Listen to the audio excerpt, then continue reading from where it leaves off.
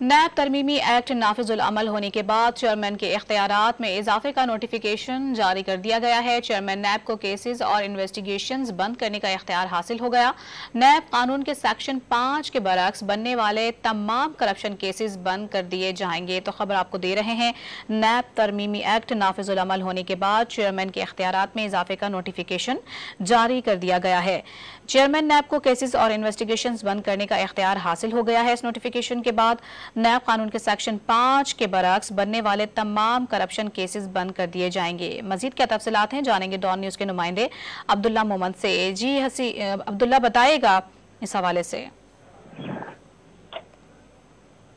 जी बिल्कुल, चेयरमैन ने के इख्तियारात में इजाफा किया गया और इस हवाले से नेशनल असम्बली में बाकायदा नोटिफिकेशन जारी कर दिया गया। नेब तरमीमी एक्ट 2023 जो है वो नाफिजुल अमल हो गया है। चेयरमैन नेब केसेस और इन्वेस्टिगेशन केसेस बंद कर सकेगा। ये चेयरमैन नेब को नेब तरमीमी एक्ट में इख्तियार दिया गया है। नेब के सेक्शन 5 के बरक्स बनने वाले तमाम करप्शन केसेस बंद कर दिए जाएंगे। ये इख्तियार भी चेयरमैन नेब को दिया गया है। चेयरमैन नेब करप्शन केसेस की इंक्वायरी, इन्वेस्टिगेशन बंद करने और दीगर मुतल्लिका इदारों को भिजवा सकेंगे। ये नेब तरमीमी एक्ट में चेयरमैन नेब को बाइख्तियार बना दिया गया है।